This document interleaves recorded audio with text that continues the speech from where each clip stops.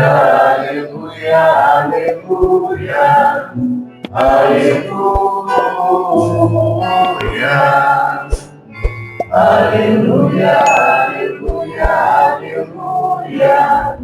aleluia, aleluia. O Senhor esteja convosco. Proclamação do Evangelho de Jesus Cristo segundo Mateus. Glória a Senhor. Depois que os magos partiram, o anjo do Senhor apareceu em sonho a José e lhe disse: levanta-te, pega um menino e sua mãe e foge para o Egito. Fica lá até que eu te avise, porque Herodes vai procurar o menino para matá-lo. José levantou-se de noite, pegou o menino e sua mãe e partiu para o Egito. Ali ficou até a morte de Herodes, para se cumprir o que o Senhor havia dito pelo profeta: do Egito chamei o meu filho. Quando Herodes morreu, o anjo do Senhor apareceu em sonho a José no Egito e lhe disse: levanta-te, pega o menino e sua mãe e volta para a terra de Israel, pois aquele que procuravam matar o menino já estão mortos. José levantou-se, pegou o menino e sua mãe e entrou na terra de Israel. Mas, quando soube que Arquilau reinava na Judéia, no lugar de seu pai Herodes, teve medo de ir para lá. Por isso, depois de receber um aviso em sonho, José retirou-se para a região da Galileia e foi morar numa cidade chamada Nazaré. Isso aconteceu para se cumprir o que foi dito pelos profetas: ele será chamado Nazareno. Palavra da salvação. Glória a Senhor. Podemos sentar, amados? Deixa eu mudar de microfone. Vamos aumentar aí?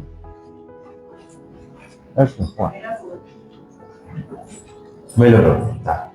Sai. Depois o Gustavo dá uma editada. Amados, nós hoje estamos na festa da Sagrada Família. Porém, ainda é Natal. Feliz Natal para todos aqui, né? Nós temos duas grandes oitavas, a oitava de Natal e a oitava de Páscoa, que é como se fosse um único ato celebrativo, uma única celebração. E dentro da oitava do Natal, nós celebramos o dia da Sagrada Família.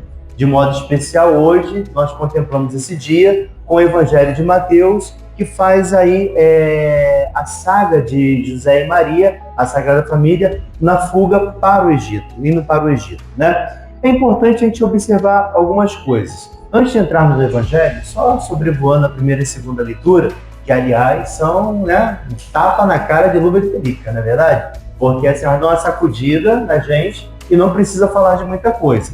Por se falar da família, é curioso porque depois do dom da vida, que é o principal dom que nós temos, a família, ela ocupa um espaço de dom sublime, porque é na família que o homem é moldado, é de uma família que o homem nasce. Então a família é um grande dom de Deus. E curiosamente, as duas leituras, ela fala que todas as pessoas, diante da graça do Senhor, também precisam colaborar, todos nós. O pai tem a sua função, a mãe tem a sua função, os filhos têm a sua função. Não é assim que acontece na sociedade? Nós temos papéis sociais, né? Aqui, por exemplo, eu sou líder religioso, uma pessoa pública, o Padre Alain.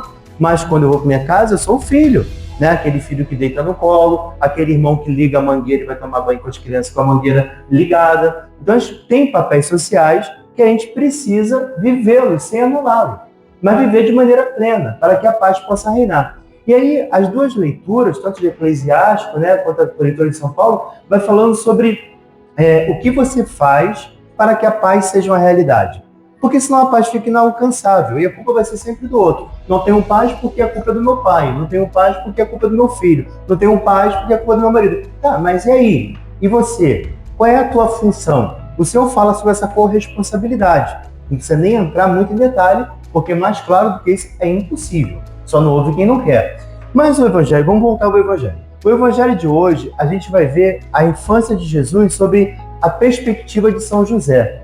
Normalmente a infância de Jesus, ela vai vir sob a perspectiva de Nossa Senhora. Mas aqui no Evangelho de Mateus, nós vamos olhar sobre o olhar de São José, a participação de São José e a importância de São José diante de todo o processo, né? Então, porque ele acaba sendo um dos protagonistas principais da leitura de hoje.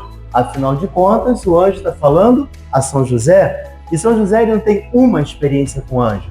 Não foi somente no momento que ele falou, receba Maria por sua esposa, mas vejam vocês que o anjo ele acompanha José durante vários momentos, num curto espaço de tempo. Isso é o céu se movendo, é o céu tocando a terra para que o mal não possa reinar. Qual era o mal eminente ali? Qual era o mal que estava batendo na porta ali? Era justamente Herodes. Quem era Herodes? Herodes era o rei de Roma. Mas que figura era essa tão curiosa? Primeiro que Herodes era um rei com R minúsculo, né? Porque o grande rei era César. O César, ele que era o imperador, ele que governava toda aquela região. Existia nas cidades outros reis, né, e que eram uma espécie de governadores, mas essas pessoas eram muito arrogantes, muito cheias de si. E Herodes não queria perder o seu trono. Só que Herodes, ele é descendente da família de Esaú. E aí, para os judeus, isso é muito complicado, porque ele não era entendido como uma pessoa de uma raiz judaica fina, não é verdade? Porque a grande promessa, a grande profecia estava em cima da raiz de Davi. E, de repente, Herodes ouve falar que o rei nasceu e veio da família de Davi. Isso mexe com Herodes. Por quê? Porque o camarada era paranoico, era arrogante. Ele mata a mulher, ele mata filho, tudo com medo de ser envenenado, né? Com medo de alguém pegar o que era dele. Ele tem um apego à função dele fora de série, não tem limite para isso.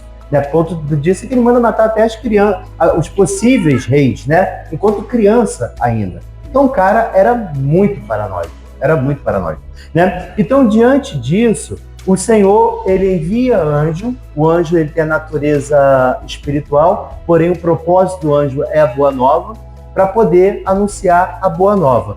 E o tempo todo o anjo vai conduzindo. De cara, a gente já entende que quando somos fiéis aos desígnios do Senhor, o mal nunca vai prevalecer. Nunca. O mal prevalece sobre as pessoas que não são fiéis aos desígnios do Senhor. O nosso grande erro, o nosso grande perigo é achar que o demônio não existe. O demônio existe, tá? Mas para nós, enquanto cristãos, ele é semelhante a um cão raivoso, preso. Ele só morde quem se aproxima dele. Só isso, né? O mal, ele não está ali no pé de igualdade com o bem. Sabe aquela figurinha que você bota assim, o mal e o bem junto, né? Isso aí pra gente não existe. Porque o mal não está dividindo espaço, o bem não está dividindo espaço com o mal, né? Ele é superior ao mal, ele impera.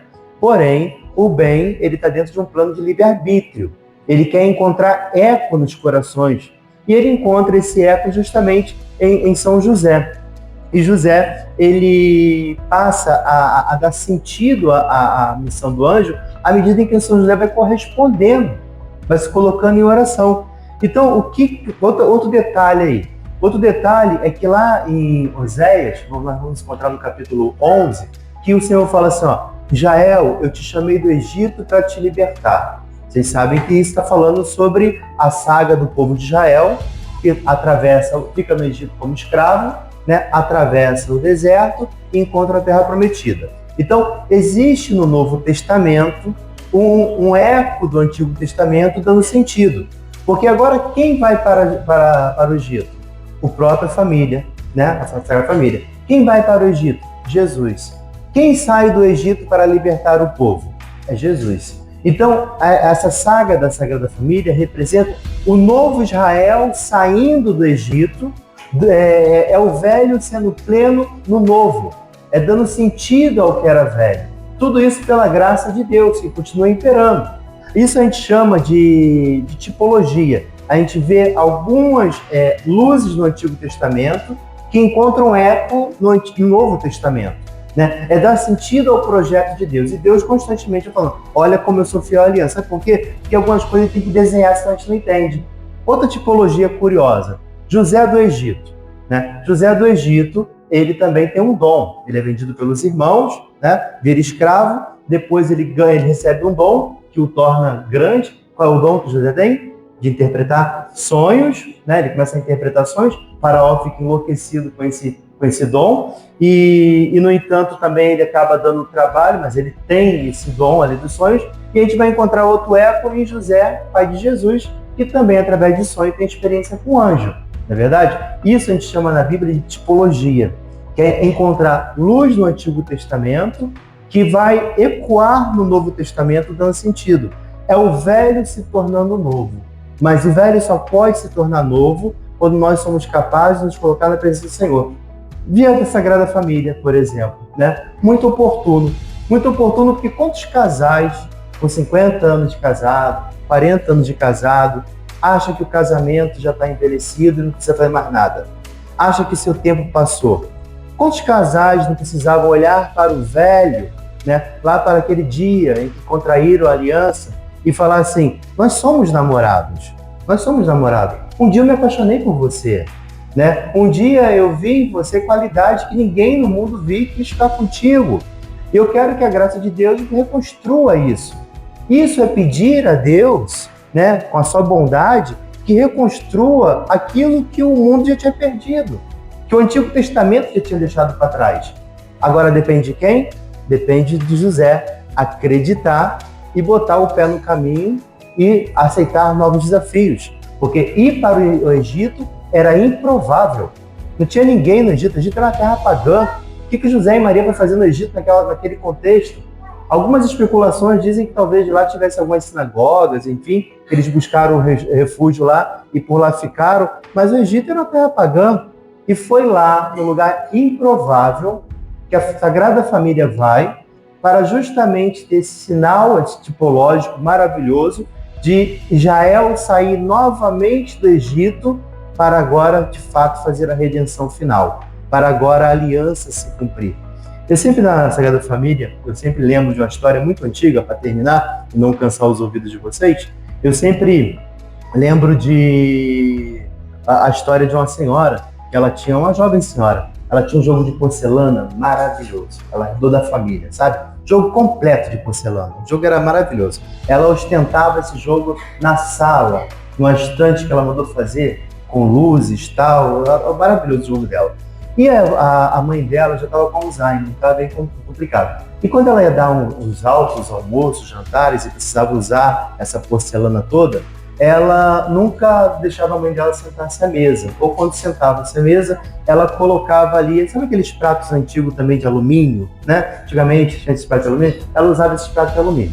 Aí um dia ela foi no supermercado com a filha dela, a garotinha de 3 anos, a filha dela foi lá na gôndola, ela pegou um pratinho de alumínio novo, ela falou, nossa filha, como você é muito boazinha, você é um doce da mamãe, você é um quindim da mamãe, nossa, você está levando um prato novo para a vovó, né, porque da vovó já está amassado, né? Aí ela fala, não mãe, estou levando para a senhora quando ficar velha, porque a senhora vai quebrar minha porcelana, né? Então assim, a gente é fruto do que a gente tem, a gente só pode dar o que a gente recebe, é pensar sobre isso, sabe? Às vezes a gente espera tanto amor, mas cadê meu amor? A gente espera tanta retribuição, mas cadê minha retribuição? Tem gente que não sabe agradecer presente, que acha que o outro deu presente por obrigação. É desagradável, né? Você dá o presente para alguém, a pessoa abre e coloca de lado, tipo assim, o presente não é obrigação de ninguém, dá presente. E a gente vive nessa cultura do que o outro fez mais do que obrigação. E aí como um dia vai querer ser agradecido se nunca soube agradecer? Como um dia vai ser amado se não sabe amar? O amor é reciprocidade. A gente precisa interagir, a gente precisa dar e receber, essa troca é constante. E a família é isso, não tem como ser diferente.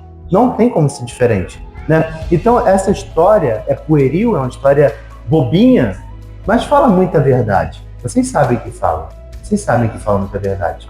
Porque é muito triste a pessoa olhar para quem construiu a sua história, de quem você é fruto, e você desprezar a árvore, e ser desprezado enquanto árvore. É muito difícil. Aí a gente vai ter que entender toda a história do que foi dado e do que se deixou de dar, né? Porque aí já entra outras situações. Enfim, amados, que nosso Senhor abra o nosso coração a fim de celebrarmos o Dia da Sagrada Família e olharmos para a nossa, sabe? A nossa é a mais bonita, a nossa é a mais bela, a nossa é a mais perfeita. Não tenha a tentação de olhar para a família do vizinho, né, para a casa do vizinho e achar que a grama dele é mais verde que a sua. Pode ser que a grama dele seja artificial. Pensa um pouquinho sobre isso.